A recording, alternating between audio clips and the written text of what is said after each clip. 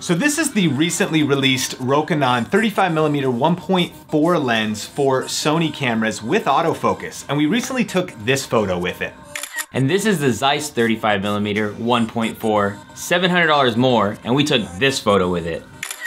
So if you ask us, those two photos look pretty similar, but how do these two lenses compare in other areas like autofocus speeds, video, and build quality? We're gonna be talking about all that and more in this video coming up.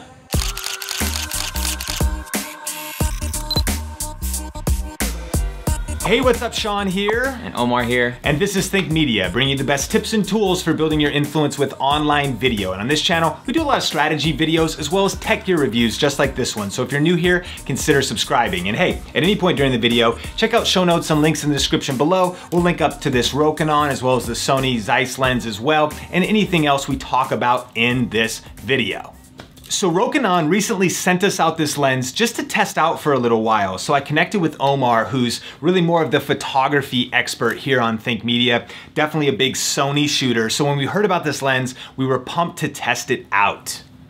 Super cool because, you know, I'm a natural light photographer and I do a lot of weddings, a lot of portraits, a lot of like streetwear and urban stuff. And 35mm is a pretty, you know, go-to focal length. And so with only two options in the Sony lineup, it was cool to see that Rokinon put out a autofocus 35mm and such a go-to lens for a lot of pro photographers and also novice photographers. Yes, and in the past, Rokinon's put out a lot of lenses, but a lot of times they've been manual focus. So when they released this AF lens, it was exciting, but there was a lot of doubt as well because they're not really known for autofocus. So we're gonna talk about the performance of that in this video, but category number one, comparing these two lenses, is build quality. So when you look at these lenses right off the bat, you see the two rings on the Zeiss, and it's the aperture ring as well as the focus ring. And then there's also a switch, and it's the click or the declicker for the aperture ring to get it to be smooth, or if you want it to go clicky. But then you can also put on auto and let the camera communicate to the lens. And then the Rokinon, super simple setup, which I actually like. It's very sleek, but it's just the focus ring. And as far as the build quality goes, it's a little loose, but like, I mean, as a photographer, I typically won't use the manual focus, but nonetheless, it's just a cool, sleek design.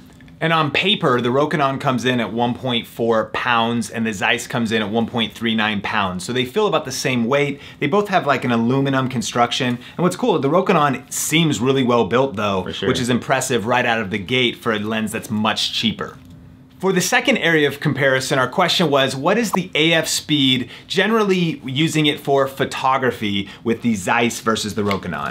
Yeah, so the couple tests that we did, we went into the desert, not too far from where we live, and I had Jen, which was one of the girls on the team, walk, and I had my focus settings on continuous focus wide, so it kind of just tracks whatever's moving in your image. And then as I was holding down, you know, and hitting high continuous photos, the image was getting tracked pretty well on the Rokinon. And then to go on the 35, I also didn't see too much of a difference when it came to that tracking speed. And then when it got really dark outside, we went out next to some Christmas lights, and you know, a lot of the times lenses can get confused, especially with trees in the mix, and then also lights hitting the lens from the opposite angle. But it, again, tracking the face really well for photos. And I mean, as far as comparison, it was really hard to even, you know, it almost felt like I was using the same lens. And one of the things that we're not gonna really go into this video is comparison charts and really pixel peeping or anything like that.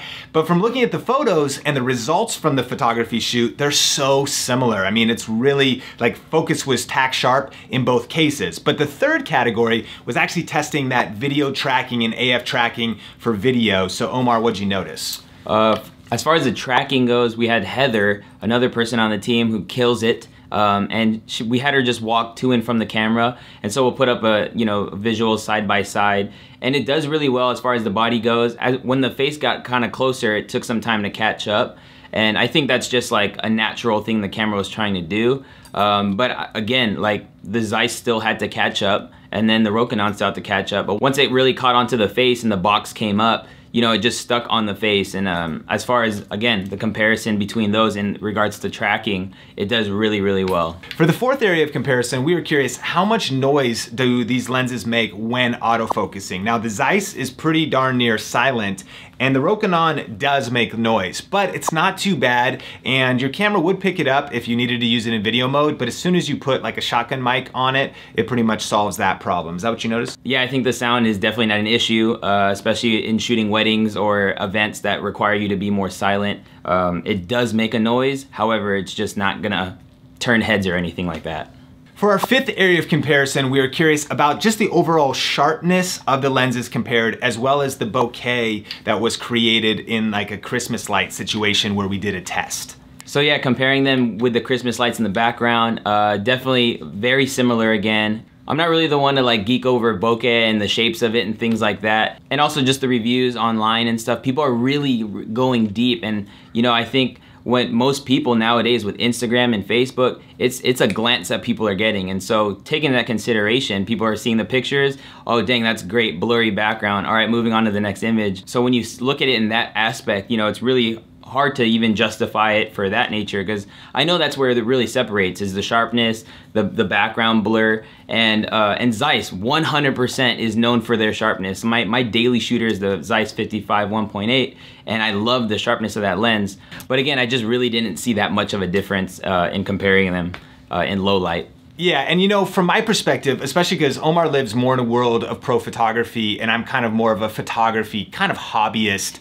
And when I just look at the photos, they look basically the same. I mean, you get such similar performance. There's minor nuances, and people have covered different videos about how Zeiss is sharper in the edges of the photo, and maybe there's difference in the chromatic aberration, which is fine. But I would also say that if you're that worried about a lot of those details, just get the Zeiss lens. Like, invest the money and get a lens. It's a super great lens, and we already know that, and lots of people have used and reviewed this lens. But what's amazing is that the Rokinon comes so close in its performance. The autofocus is fast, it's great. Sure, there's a little bit of noise, but it's overall pretty impressive. And so really the final category is this, and that is price. The Sony Zeiss lens comes in at $1,500 here in the US at the time of shooting this video. And you can check recent prices on different sites in the description below. I'm sure you could probably save a few bucks on eBay or used. But the Rokinon, brand new, $800 here in the US. So with that $700 difference, Omar, what are some of your final thoughts? So I think some of my final thoughts are, you know,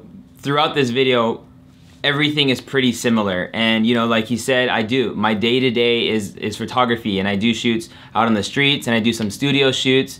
And for someone in my field, or I'm a year and a half in going freelance photography, and I currently don't have a 1.4 35 millimeter, I would go with the Rokinon. And that's knowing that I'm gonna do jobs and make money. I just, even where I am now, can't quite justify that, knowing that $700 could be saved in my pocket. And so, you know, I think Rokinon's lens was super awesome, and I was actually really impressed on how fast it was focusing on moving subjects in video and photos. And I don't know, I truly loved this lens. It was really cool to play with it, for sure.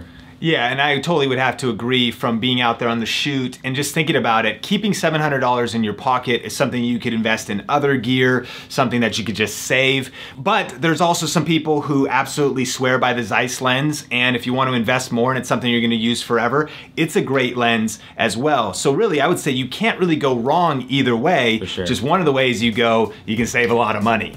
And so that brings us to the question of the day. And the question is, what did you think of the comparisons of the two lenses, the photos, the videos, the autofocus? Put them in the comment section below, and we'd love to chat it up and see what you thought. Yes, let's definitely continue the conversation in the comment section below. And Omar recently dropped a video on his channel that I absolutely loved. It was actually tips for how to do a couples photo shoot, and he just dropped all of his secrets. I learned a ton about helping people with what to wear, about helping really build people's confidence. A lot of things that you wouldn't think of besides the technical side of photography, also just a side to get the best photos possible if you ever shoot subjects. So we'll link that up on the YouTube card as well as in the description below. I highly recommend that video. So thanks for checking out this video. Subscribe for more videos just like this. And if you want to check out that video on Omar's channel, just click or tap the screen right there. For another video from Think Media, just click or tap the screen right there. Until next time, Think Media is bringing you the best tips and tools for building your influence with online video. Keep crushing it, and we will talk soon.